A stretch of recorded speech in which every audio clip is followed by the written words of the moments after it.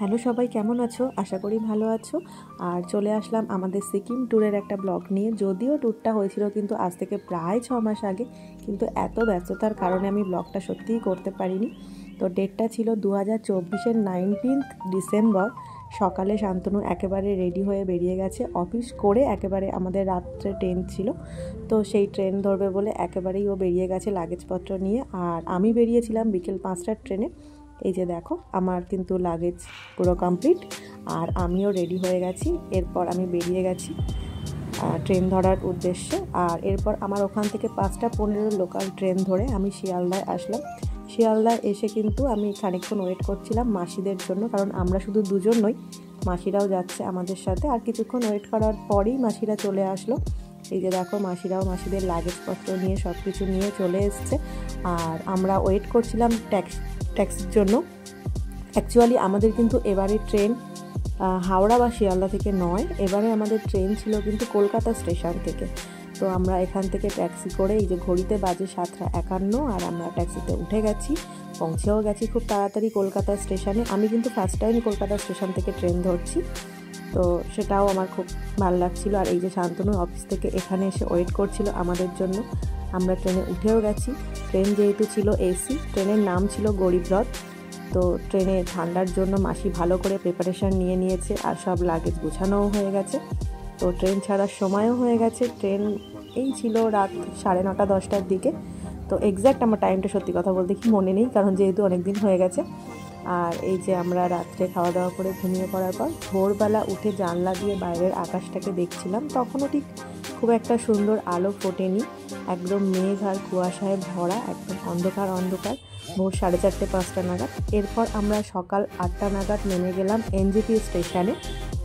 এনজেপিতে নামার পর আমরা এখান থেকে যাব, আমাদের গাড়ি আগেই বলা ছিল। তো আমরা বেরিয়ে আমাদের লাগেজ নিয়ে আমরা সিঁড়ি দিয়ে উঠলাম। আর অ্যাকচুয়ালি আমরা কিন্তু যে টাইমটা বেরিয়েছিলাম এই টাইমে একটা লম্বা কয়েকদিনের ছুটি ছিল, যার কারণে কিন্তু এনজেপিতে বেশ ভালোই ভিড় ছিল এবং লোকজন বেশ প্রচুর বেড়াতে যাচ্ছিল। যদিও আমাদের আগে থেকে গাড়ি বলা ছিল, তাই আমাদের গাড়ির জন্য খুব একটা ওয়েট করতে হয়নি। এই যে আমরা এনজেপির বাইরে বেরিয়ে গেছি, আর আমাদের যিনি ড্রাইভার ছিলেন উনি চলেও এসেছেন। এই যে আমাদের গাড়ি চলে এসছে। আমরা কিন্তু আজকে যাব গ্যাংটক। আমাদের এবারের ট্যুর হচ্ছে ইস্ট সিকিম। আমাদের ফার্স্ট দিনের স্টে আছে কিন্তু গ্যাংটকে। আর লাগেজ গোছানোর পরে এই যে গাড়িতে উঠে গেছি, গাড়ি ছেড়েও দিয়েছে। এরপর আমরা আস্তে আস্তে পাহাড়ের দিকে এগিয়ে গেলাম, আর সমতল ভূমি ছেড়ে আস্তে আস্তে পাহাড়ের দিকে এগিয়ে যাচ্ছি। সত্যি কথা বলতে কি, পাহাড় কিন্তু আমার অন্যরকম পছন্দের জায়গা। এটা নিয়ে 2024-এ আমি 3বার পাহাড়ে আসছি। এই তিস্তা নদীর পাড় দিয়েই গেছি, বাট তবুও আমার প্রত্যেকবার মনে হয় পাহাড়ের রূপ যেন একদম অন্যরকম। সত্যি আমি পাহাড় ভীষণ পছন্দ করি, তাই বারবার গেলেও আবার কিছুদিন হয়ে গেলেই মনে হয় পাহাড়ে চলে যাই। আর আমরা দেখো এই যে সিকিম স্টেটের মধ্যে ঢুকে গেছি। খুব তাড়াতাড়ি আমরা চলে আসলাম গ্যাংটকে। এই যে গ্যাংটক নেমে গেছি আমরা গাড়ি থেকে। একটা এরোপ্লেন যাচ্ছিলো, আমি সেটার ভিডিও করলাম একটু আর কি। এরপর দেখলাম একটা রোপওয়ে আসছে, তো সেটারও একটু ভিডিও করে নিলাম। এরপর আমরা চলে গেলাম আমাদের যে হলিডে হোম বুক করেছিলাম। এটা কিন্তু ছিল সেন্ট্রাল গভর্নমেন্টের হলিডে হোম। এই হলিডে হোমটা কিন্তু শান্তনুর অফিস থেকে বুক করেছিল, এবং এটা কিন্তু সেন্ট্রাল গভর্নমেন্টের এমপ্লয়িরাই ফার্স্ট চান্স পায় এই হলিডে হোমগুলো বুক করার জন্যে। তো এই হলিডে হোমটা খুব সুন্দর ছিল। আমরা চেক ইন করে নিয়েছি, আর চেক ইন করার পর আমাদের রুম নাম্বার ছিল 302।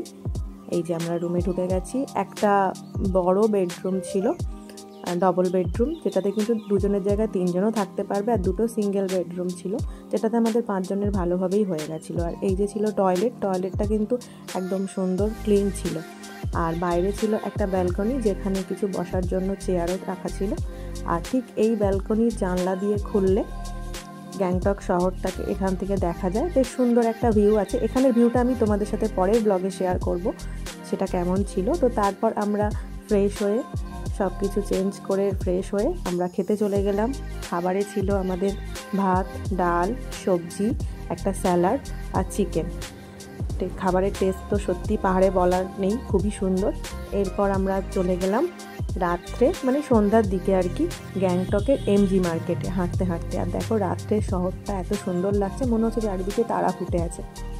তো এইটার একটু ভিডিও করে নিলাম। আর এই যে আমরা চলে এসেছি গ্যাংটক মার্কেটে, সরি গ্যাংটকের এমজি মার্কেট। আর অ্যাকচুয়ালি কিন্তু আরেকটা কথা বলি, আমরা 5 জন নয়, আমাদের সঙ্গে আরেকটা টিম ছিল, ওরা আলাদা জায়গায় স্টে করছিল বলে ওদের সঙ্গে দেখা হচ্ছিল। সেটা হচ্ছে আমার দাদাদের একটা 6 জনের টিম ছিল, ওদের সাথে কিন্তু আমাদের এমজি মার্কেটে গিয়ে দেখা হয়েছে। অ্যাকচুয়ালি ওরাও আমাদের সাথে পুরো ট্যুরটা করছে, বাট ওরা স্টে করছে অন্য অন্য জায়গায়।